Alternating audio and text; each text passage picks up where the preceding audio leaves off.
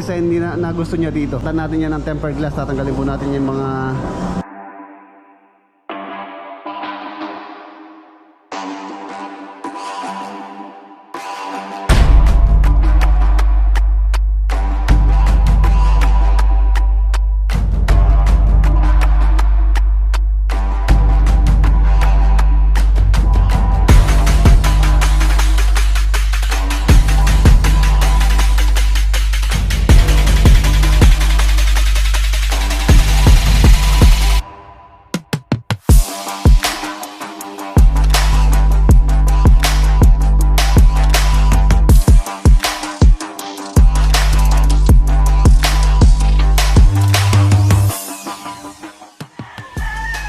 Kuya Erwin, nabisita po natin.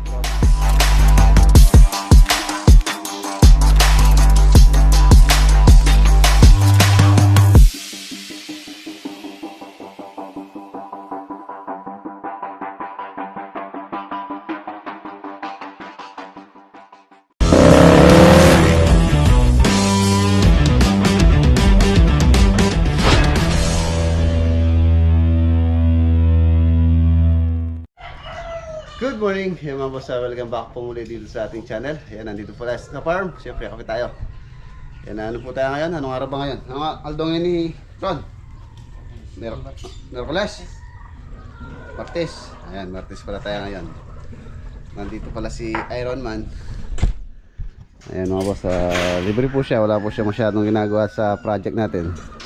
So, papasigit natin sa kanya itong hagdanan. Ayan, hagdanan dito. Yung mga tira-tira nating angular bar or angle bar, saka yung mga scrap natin, yung pagagawa ko siya ng hagdanan dito.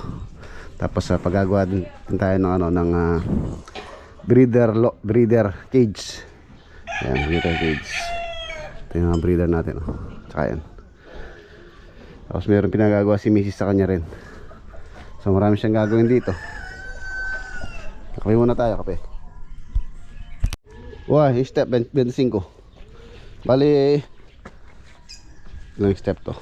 1, 2, 3, 4, 4 niyan, pati doon 8. Bali 5 yan pati yung landing. Yung mga boss, tapos itong dito na-prepare na po nila Lolo Boy kahapon. Na rebar na compact na rin. Ayan, ginamit natin yung compactor. Bubusan po nilang yun. Ayan, ayan na siya. Rebar na siya. Pabubusan natin ng concrete with waterproofing material. So lalagyan natin ng Sahara para iwas leak din sa ilalim. Para hindi po lumambot yung pundasyon nitong ating pinaka-elevated kubo. Ayan. Tapos yung wall na yun, papaplastering natin ng with waterproofing materials. Tapos pagka natuyo na, so pwede na natin siyang pairan ng waterproofing din. Ayan, bago natin siya sintahin dito, buhusan ko muna. Tapos palitada muna doon para hindi sila nahihirapan pumasok doon, sumuot. Bubuhusan po nila ngayon siya. So malapit na yung ating mini pan. Tapos yung baboy natin meron daw titingin mamaya. Baka mabenta na natin tong ating mga biik, mga baboy. Yung dalawa may benta ko po dyan, pandagdag sa budget para papagawa natin dito sa ating elevated kubo. And tapos meron pong mga nagtatanong saan ko daw ilalagay yung septic tank nito. Bale, tulad na sabi ko sa vlog dati, wala na po siyang CR. Marami kasi nag-comment na huwag na lagyan ng CR. Pero papagawa ko ng CR doon na lang sa Gawiron para medyo malayo din dito. At the same time meron naman po to, waterproofing to. Kahit na nandyan lang yung septic tank natin, ayos lang naman gawa ng dapat to, leak proof. Ayan, para siyempre pagka tinubigan natin siya, hindi nababawasan yung tubig. Ayan, kaya dapat to, leak proof talaga to. Tapos tingnan natin baka sa area na to maglalagay tayo ng CR soon po yan na lang, unti-unti lang muna. Unti-unti lang. Mamaya pala punta tayo sa Magalang. Sa Magalang project, tapos diretso tayo ng Masantol. Ayan, shoutout kay Kuya Herman. Saka shoutout din kay Kuya Jay. Ayan, Kuya Jay, owner ng Magalang project natin. Papakain muna natin itong mga alagang ibon natin bago tayo umalis. Ayan, nabili muna tayo ng mga boss ng materyales. Ulang daw yung sagdaan natin. Tapos bibiling ko na yung materials natin panggawa ng ating breeding cage. Ano lang naman pong gagamit natin doon na angle bar na 1x1 ay 1x316. Manipis lang ito. Okay, pang stainless to, di pa ito. Wala nang welding rod, pang stainless yan. Saka pala welding rod, wala na rin. Doon sa lisudan, wala ka napansin doon. Bibili na lang ako. Tingin mo siya ng ano doon, kahit lang paraso lang muna gagamitin niya. Ibili muna ako. Ha? Ay, di pwede yun. Pang ano yun, pang bakal na makapal na yung malaki na yun. Okay na, naka-order na po tayo ng materials. Maya alis na tayo. Daan muna po tayo dito sa Magalang bago tayo dumiretso ng San Simon.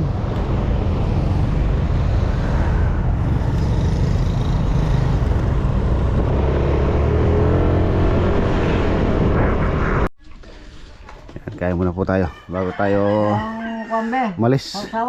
Masasawan be. Ano, sabi ito yung yung sukang yung sukang nakabote, yung yung galing Tarlac. May sili. Yung sukang tubo. Ay, shoutout dun sa nagbigay. Maraming salamat po. Sarap nun, sarap ng suka. Tapos meron tayong pusit. Tapos itlog scramble. Tapos yung leftover kagabi. Tinapang bangus, saka tinapang kalonggong, japayuki. Tama na yan, tama na. Baka hindi maubos.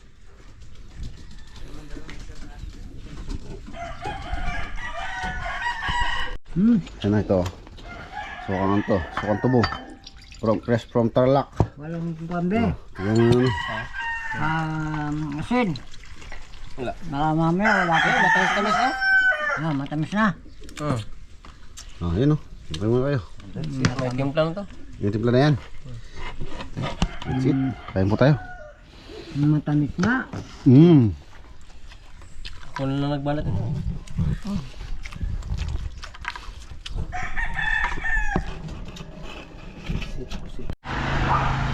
Mga boss, nagbubuhos na po sila dito. Hindi naman sila mahirap. Paggawa na meron tayong concrete mixer. Ito po yung ginamit namin sa sa San Simon. Pinauwi ko na para nga magamit dito.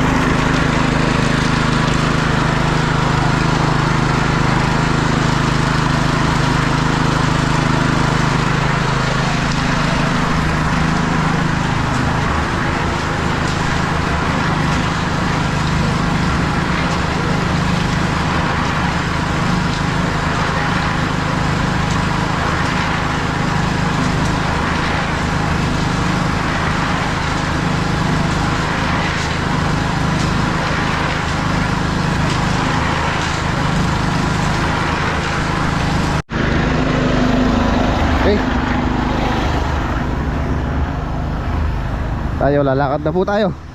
Mamaya pagbalik natin baka matapos na po nila yun.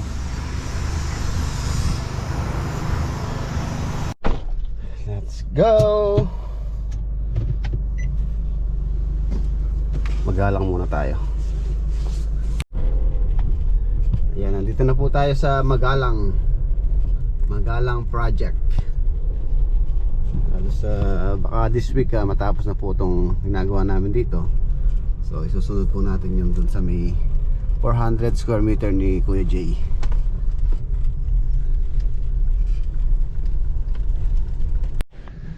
Yun oh, ayan na siya mga boss. Tapos na rin po nila yung bubong nung Sabado. So ngayon nagpa-plastering na sila. Kapon pala hindi pumasok yung isang kasama natin, si Polpol. Kung sana pumasok siya, matapos-tapos na itong loob. Dalawa lang sila kapon. Kaya nabuhusan na rin po yung septic tank dito sa may likuran. Septic tank. Plastering na sila. Ulilobe pala yung Polpol na po. May-ari nene, Dobe.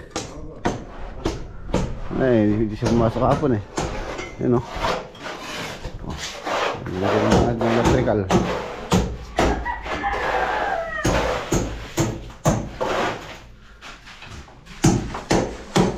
Ito po yung kwarto na to.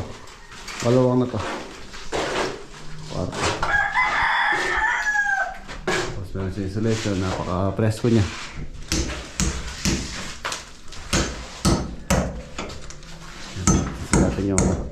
Ipapasinsil natin yung electrical natin habang. Tapos ito yung CR. Plastering na rin to.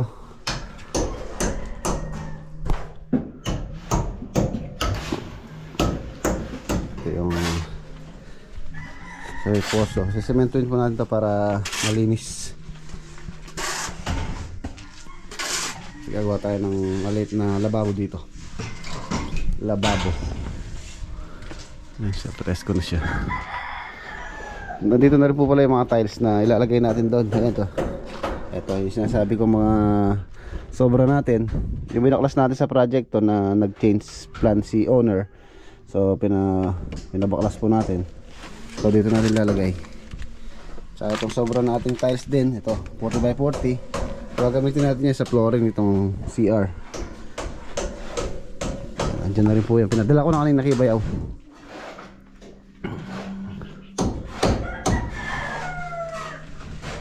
Yun ko, baka mamaya makadaan ako sa bilihan ng electrical materials. Bibili ako ng panel board. Talagyan natin siya panel board dito sa likod ng pintuan. Tapos mga ilaw.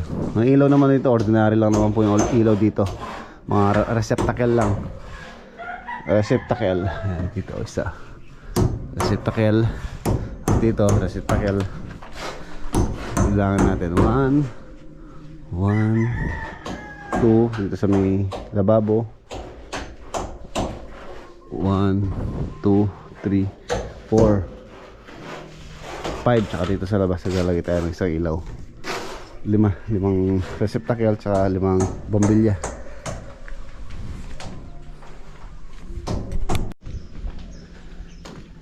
Ganda rin ang talim na talong niya na. Ang pong nagbabantay rito.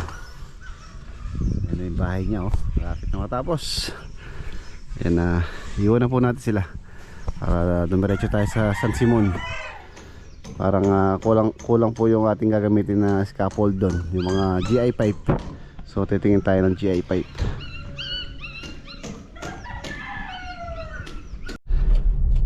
Ayan, nandito na tayo. San Simon project.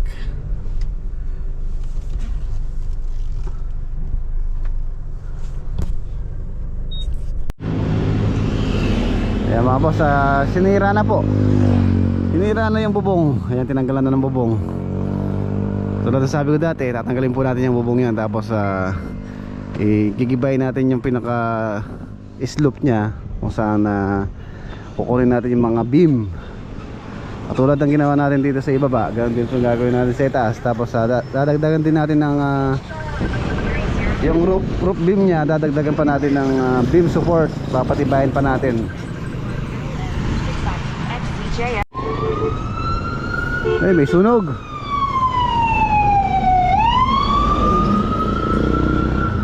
Ayan, ano po dito sa atin ngayon sa Pilipinas, Fire Prevention Month. Ano po tayo, summer.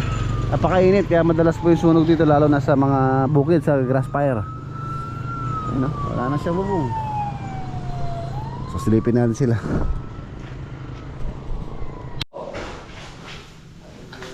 Ayan, para siyang para na siyang war zone.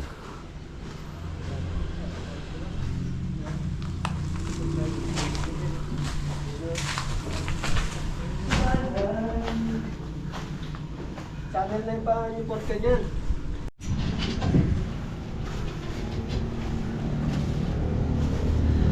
Na-open na rin po itong kanyang ano, access niya.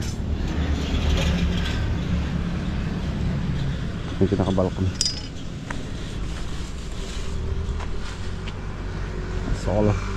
Sokolo.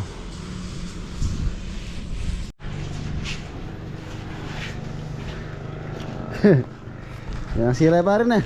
Oo.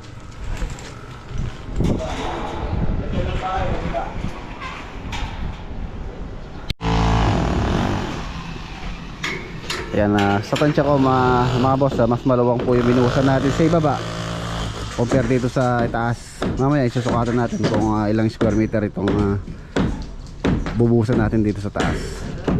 Ayan, pagka po na roof deck na to, so yun na yung magiging open space dito sa itaas. Tapos yung railing nito, stainless railing po siya lahat. Stainless railing, tapos tempered glass yung kanyang siding. Susukatin natin mamaya para malaman nyo po kung ilang square meter to. So ano lang pala, medyo maliit lang, mas malaki yung sa ibaba. Pinakalas na yung bubong oh. Tapos pinakalas na rin po natin yung pinaka dito, yung pinaka plant box.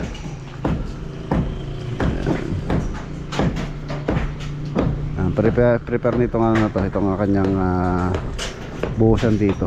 Tapos dadagdagan po natin ng support beam ito. Kanyang roofing beam dadagdagan natin ng suporta para matibay. Yan, shoutout kay Kuya Herman.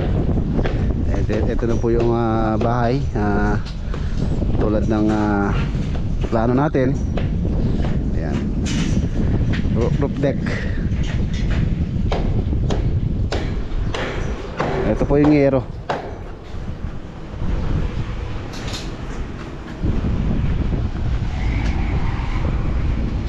Palitawin natin yung mga bakal dito sa roof beam nya. Steel decking din po yung magiging ano nito, magiging pinaka-support ng ating slab.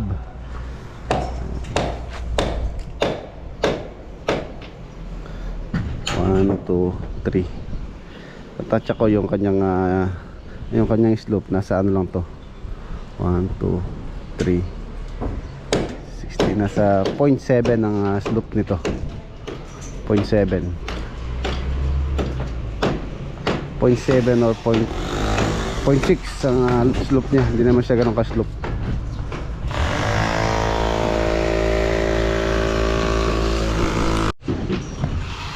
Yan, dito po yung magiging access niya. Magkaka-spiral siyang hagdanan dito. Ayan. Ang ganda ng view niya pagka nandito ka sa taas. Tanaw mo po yung Mount Arayat. Ayan, Mount Arayat.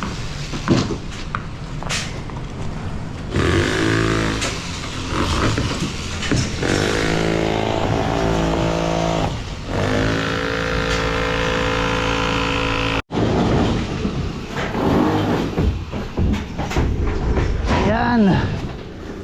Tapos na itong ano, ayan yung access nya.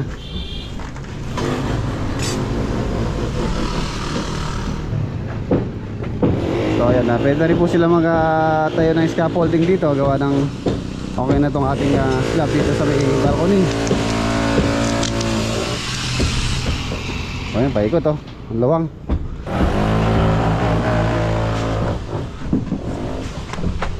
Maganda.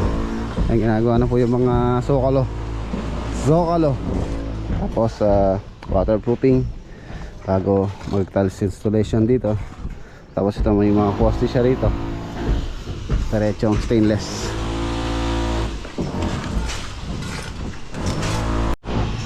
Ayan, ito po ang binuhusan natin dito sa ibaba, 72 square meter.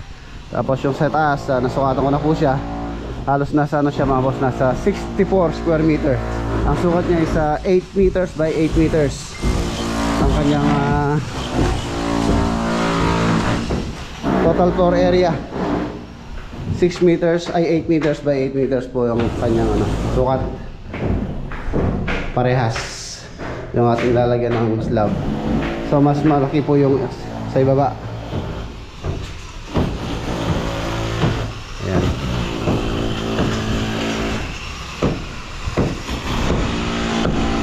preparasyon muna, formworks. For now, ano muna, demolition. Pagkatapos mo demolition, ipoporma na po yan. Tapos yun nga, lalagyan ng support beam.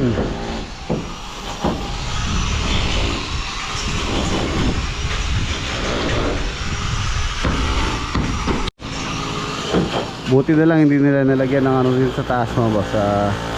Pagka kasi tayong gumagawa, kung saan papatong yung Raptor natin, at least dapat meron siyang mga lintel beam. Kahit C-bar man lang. Buti na lang ito, di nila nilagyan. So madali lang natin matitibag to. Gawa ng CHB lang po yung mahawak dito sa kanyang pinaka Raptor. Ayan o, CHB lang. Buti na lang ganun yung ginawa nila dito. Hindi tayo mahirapan magtibag sa kanyang pinaka-slope. Palitan natin yung beam ng madali. Silipin natin sa baba. Papa-safety ko yung mga tatamaan na dito, mga tiles. Para iwasan natin magka-damage. Baka wala na tayong makitang tiles na ganito kung nagkataon. Ayan, yung mga insulation na nakuha natin doon sa taas, pinangsapin natin dito sa ibaba. Insulation po ito, yung galing sa roofing. Hindi na rin po magagamit yan. Dito pa sasapinan ko pa to. Tapos ito pa-cover na natin. Tsaka itong mga fluted panel na to, palalagyan natin ng cover din yun bago tayo magbuhos din para hindi na magka-damage. Dito halos ilang araw ko lang to binuhusan namin to nung saan nga ba yun, siguro mga ano pa lang, lilimang araw.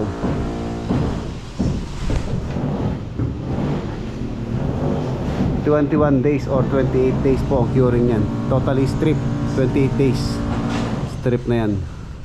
Siguro by end of this March, ano na po to, lilinis na yung buo na yan. Tatanggal na yung mga tukod natin tulad itong mga soaring jack. So ito naman, kahit 2 linggo lang pwede na pong tanggalin itong mga to. Huwag lang yung sa mga beam. Support natin dito sa beam tulad dito, sa mga beam na yan. Sa may steel decking, so yun, pwede pong tanggalin yun after 2 weeks.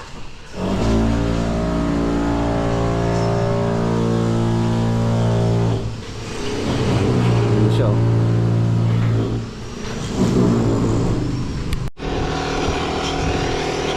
Ayan, last na lang po pinakamahirap yan, itong sa taas na to. Tapos pagka nabuhusan na yan, umpisa na rin tayong gumalaw dito sa loob. Tapos dito sa balcony, umpisa na natin first step natin syempre yung ating waterproofing muna. Kailangan nating i-make sure na wala po siya magiging leak bago natin siya lagyan ng tiles. Ayan, tulad na sabi ko dati, baka mag-inquire tayo sa asphalt membrane ang gagamitin po natin, lalo na dun sa roof deck. Yan, pinaka-importante yun. Dapat leak proof yan para less hassle.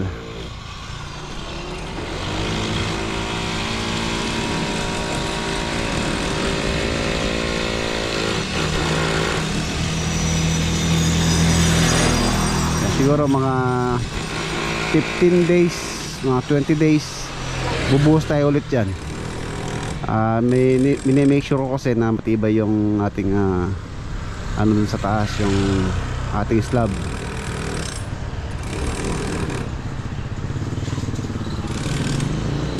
Tulad dito sa ibaba, ayan, lalo po tumibay yung bahay. Nakasupport po itong overhang na to, na itong kwarto na to. Happy birthday pare. Birthday bukas ni paring Aldrin. Happy birthday advance. Ayan, dito sa may garahe, sa carport. Nung pag-uwi po ni Kuya Herman, meron po siyang gustong design dito sa kanyang ceiling na unique. So soon po yun. Unique yung pinaka-design na gusto niya dito. Tingnan natin kung kakayanin natin yung gusto niyang design.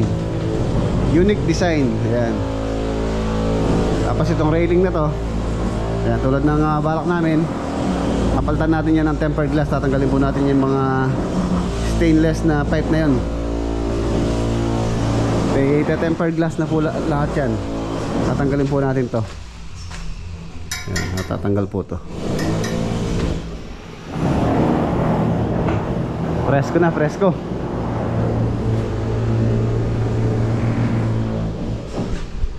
Napakaluwang, oh. Umikot niya yan. Napakalawak ng iikutan. Taas, ibaba. Dito ibabalik po natin yung dating ceiling.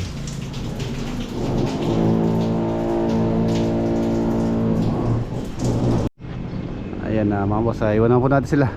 Meron po tayong darating na bisita mamaya sa farm. So pwede tayo para makapag-ready tayo ng may hahanda po sa kanila. May aalok from Pangasinan.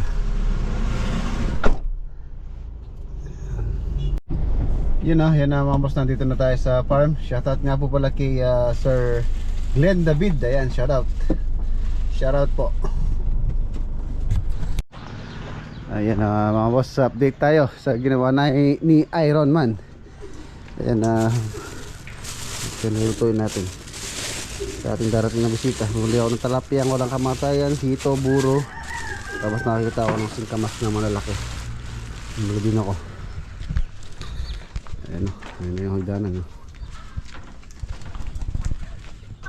Tapos lalagyan natin siya ng railing.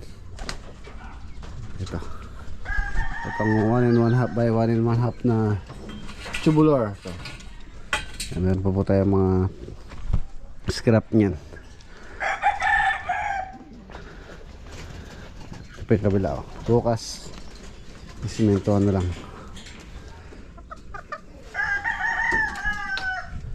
Tapos yung binuhusan po nila. Yung binuhusan nila Lolo Boy.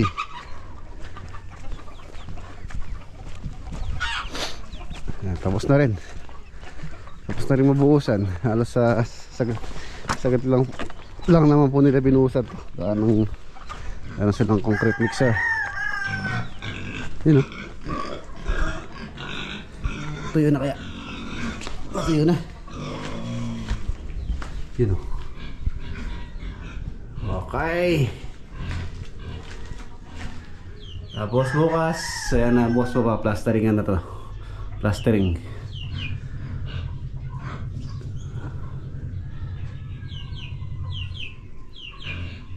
Medyo malawak-lawak din po ito kung tutusin. Gagawin nating binipan. Marami po tayo may ilalagay na ano dito, alagang isda. Pwede nating lagyan ng talapia or hito, pero mas madaling alagaan yung pong hito. Hindi maselan. Hindi katulad ng tilapia na medyo maselan yung tilapia. Kaya pinagpipilian ko isa hito. Hito siguro. Tapos yung baboy natin, baka daw bukas babalikan po nung buyer. Tiningnan niya kanina. So bukas daw babalikan niya. Itong dalawa. Ang kuha po nila 180 yata ang kilo ng live na baboy, 180 per kilo. Yan, titimbangin po nila. For example 50 kilos yan. Magkano yun? Kung titimbang ng 50 kilos ang isa, i-multiply lang natin sa 180. Yun po yung magiging presyo nya. Check natin.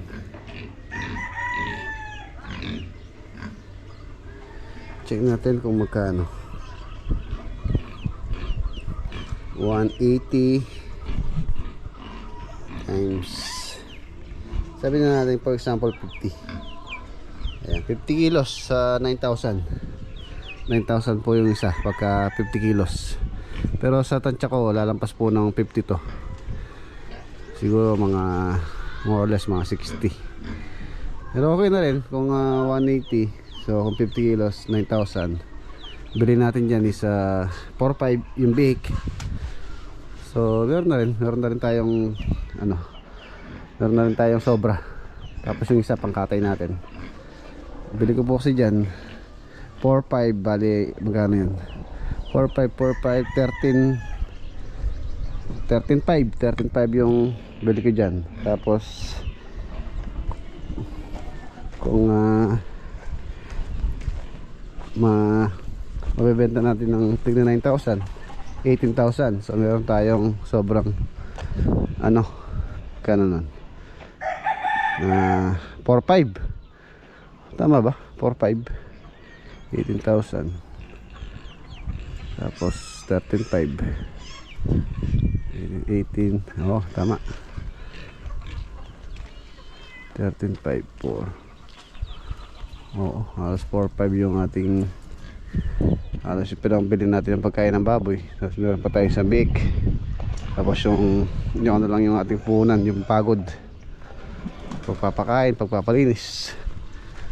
So may libre tayong isang baboy kakatayin.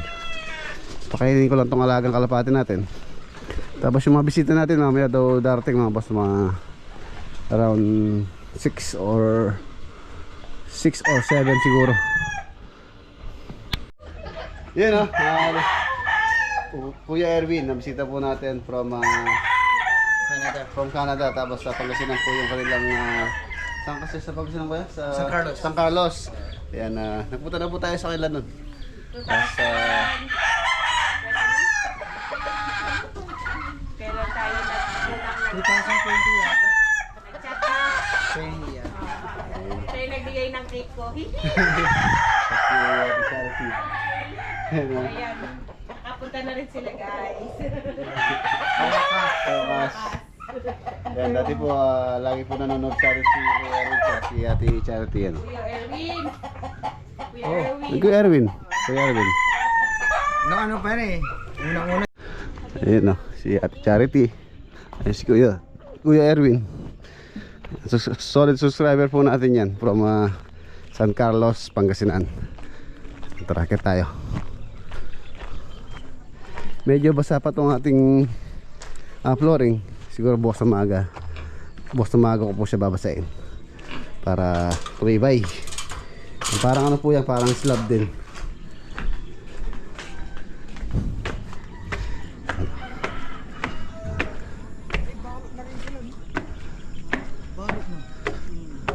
Oh, ang ganda oh. Ano?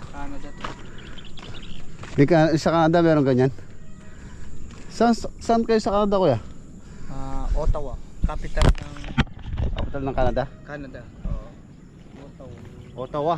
Ottawa. Ottawa. Tapos from Toronto to Ottawa pag drive 6 hours. 6-hour drive. Part na rin yung ano yun, Ontario. Para ka rin nagpunta sa ano. From here siguro hanggang Bulinaw 6 hours. Oo, ganun. Anong oras? Na-disturbo namin. Ay, hindi. Wala po yan, Teo. Darang lang po. Yan po yung ating ulam. Kasi minsan pag pinaplano, Hindi natutuloy. Hindi natutuloy ko yan, So let's eat. Medyo,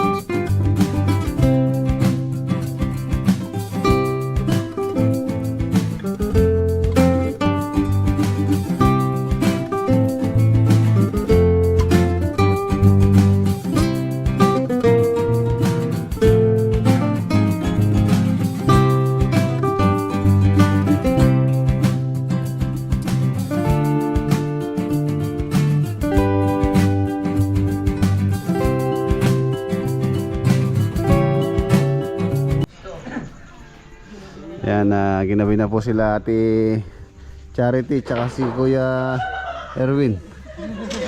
Medyo malayo-layo pa tayo, ingat po kayo sa San Carlos pa uwi.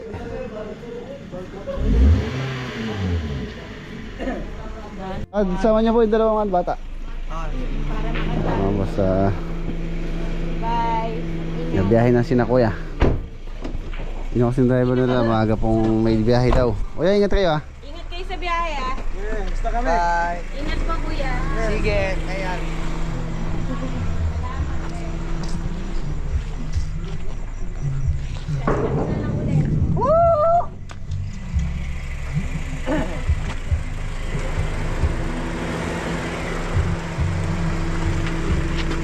See you in ano, 13. 13, birthday niya na.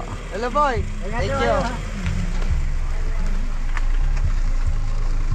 Medyo malayo-layo po yung biyahe nila. San Carlos, siguro mga 2.5 hours or 3, mga ganon.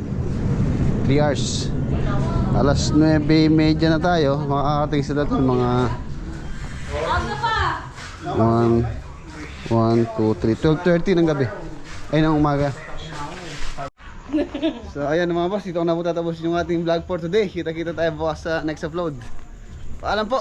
God bless. Alam guys, God bless. Ingat.